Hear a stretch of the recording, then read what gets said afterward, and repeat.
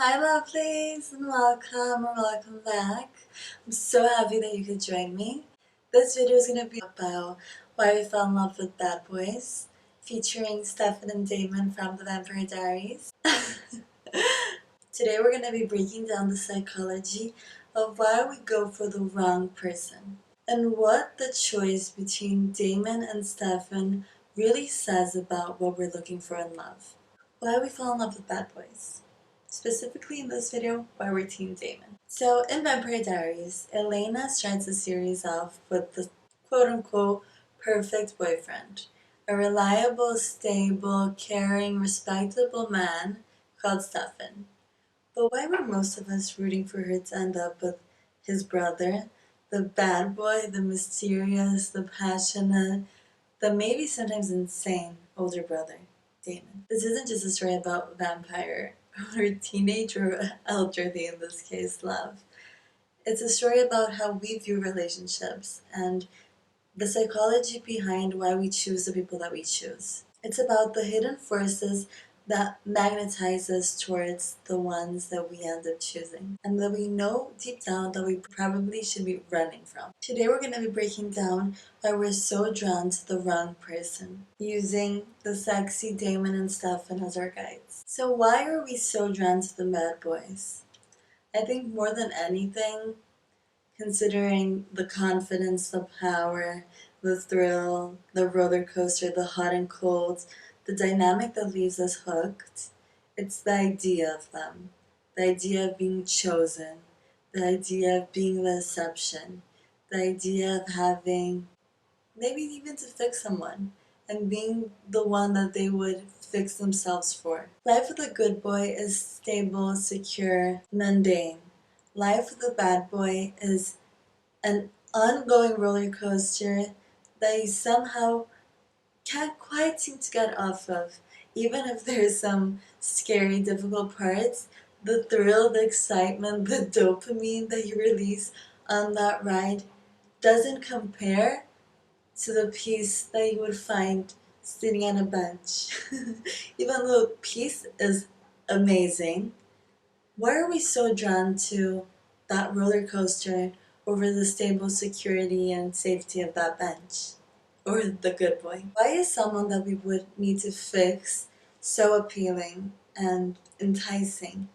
Why do we want to fix someone instead of finding someone that is already whole and joining forces? We see a glimmer of a troubled man that is bad to everybody else but good to us, and we feel like we can change him, we can fix him. We are the exception. This pull is also rooted in our brain chemistry. It's called intermittent reinforcement, the same mechanism that makes gambling so addicting. Bad boys like Damon master this. The flip between intense attraction and chemistry and cold, harsh neglect creates an addictive cycle, a roller coaster, creating dopamine rushes in our brain. The rare good moments feel more exciting because they were earned, and in comparison to the really bad ones, they seem more special. In contrast, a relationship with a so-called good boy doesn't create the same spikes. Feeling this, we feel this, and it can often get confused for boredom. But in the real world, a hot and cold relationship is often seen as toxic and is often very toxic. These cycles of uncertainty and instability create that very scary roller coaster feeling, leaving you addicted to a cycle that might be causing you more harm than good. Okay, quick intermission. I filmed this video in 3 different days and I didn't know which version I should use, how to do it. I was really losing my mind trying to edit this video because I'm such a die-hard Vampire Diaries fan and each version was so different from each other. I'm on a trip so I can't refilm it, so I'm very limited, but I want to keep on posting daily videos and I want the videos to be the best that they can be. So I'm at a standstill, I'm at like a crossroad and I couldn't put out this video about a topic that I truly love so much. That is one of my favorite series and favorite characters, without it being something that represents how I think and that I'm truly proud of. So I have to film this voice recording for you guys. I hope it fits somewhere in the video, because I honestly just at this point needed to go perfect. But I think what I really want to touch on that I didn't say while actually recording the video was that I have many friends that are in toxic relationships. This is not me saying that I think Damon and Elena had a toxic relationship, because I truly don't think so. I think they had a very complex relationship that might have some toxic traits, and its complexity was purely fictional. But I think when these traits are brought to our actual life and our actual relationships, it becomes very damaging to our nervous system, to our overall well being, and like mental stability. In the series, for example, I think what confused me while I was editing is because there wasn't quite a parallel between the series and what I was talking about. And I wasn't quite making like the perfect match to give the example. So here's what I think. In the series, it was purely complex, and Elena had like a very turbulent life, and everybody's narratives was very turbulent. So they intertwined in a turbulent way. Damon was a very complex and like intense man that had some toxic and some selfish characteristics, kind of like a low-key giving, kind of narcissistic, but not in a maybe in a little bit of a crazy way. I don't know. I honestly can't say too many bad things about him because I love him a little too much. But I've been seeing a lot of my friends that have toxic relationships and that are in toxic cycles live out what I talked about in the rest of the video, of the roller coaster and the ups and downs and the intensity. And I've seen my friends also leave these relationships and enter relationships kind of like Elena and Stefan, and not feeling that same excitement, and quickly returning to that old cycle that had so many ups and downs but provided a more intense feeling. I've heard a lot of people that were in very turbulent relationships relate that they felt uneasy in a peaceful relationship because they weren't used to that monotony and that safety. So I think it's kind of like an onion. There's lots of intense layers to all of the psychology behind why we choose the wrong people. I've always been obsessed with Damon, and I've watched Vampire Diaries numerous times throughout my life. I think I've watched the whole series back to back maybe 4 times, if not more, in various different moments throughout the years. And I've realized that nowadays that I'm on the pursuit of finding a partner that I think is worthy of spending a part of my life with me. I'm hyper single, so I'm having like hyper focus in analyzing everybody's traits and the people that I'm attracted to, and how I navigate dating nowadays, understanding a little bit more of the complexity behind it.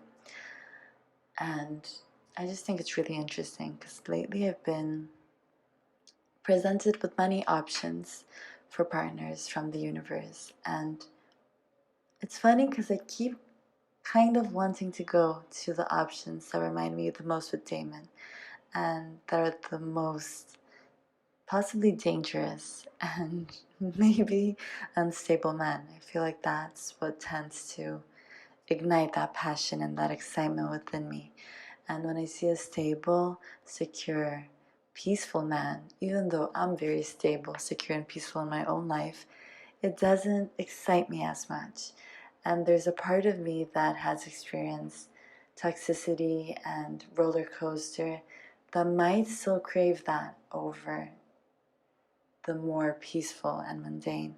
And that is something I truly have to work within myself and analyze so I can have an open heart and really attract the right person and not run in the direction of the fire and end up not finding someone because I'm looking in all the wrong places and choosing the bad boys over the obvious choice that is the good boys. I don't know if I mentioned this in the video, I'll see back editing, but I have continuously kept choosing Damons, and I think I've finally reached a point where I'm ready to choose a Stefan. I'm ready to choose someone that makes me feel safe and secure and stable. I did a course, the course that I always tell you guys about, and the lady that was giving the course said something that truly altered my brain chemistry because I thought it was just so magnificently interesting. She basically described our relationships as if we were a door and we're the keyhole for the door. Our relationships with our parents and our relationships in our younger life kind of creates the keyhole. So we're molded by the experiences and the relationships that we've had in the past. So when a new person comes into your life and they fit that mold, whether it be healthy or toxic, and their key goes into our keyhole perfectly, it's easier for us to open the door and feel safe. If we have experienced toxicity in the past and our keyhole has molded itself to a toxic pattern, when someone comes with a healthy, loving, secure key and tries to open our door, it's not going to open as easily. We're going to have a more difficult time accustoming ourselves to that situation and to that person, and a harder time saying yes and opening the door. But the adjustment is necessary. So our keyhole can mold itself into a healthy pattern so we can break the toxic cycle and attract new people. Discomfort will be necessary. We'll have to overcome our limitation and open ourselves up to the new, to what we truly deserve, and not to what we're accustomed to. Because just because it's comfortable doesn't mean it's what you need and what you want. I said this to my friend that is in a difficult relationship, and she really took it with her, and I think it's important for me to share with you guys because when I heard it, I thought it was phenomenal. That many times we will choose a familiar hell to an unfamiliar heaven. So let's get back to the video, and hopefully this will all make sense. I love you. Praying for this video to go well because I'm still Team Damon and will always be because I'm obsessed with the Intermittent in that series. But so I want to know about you. I know that I've been Team Damon forever, and in the series I will continue being Team Damon because I think he's an amazing fictional character.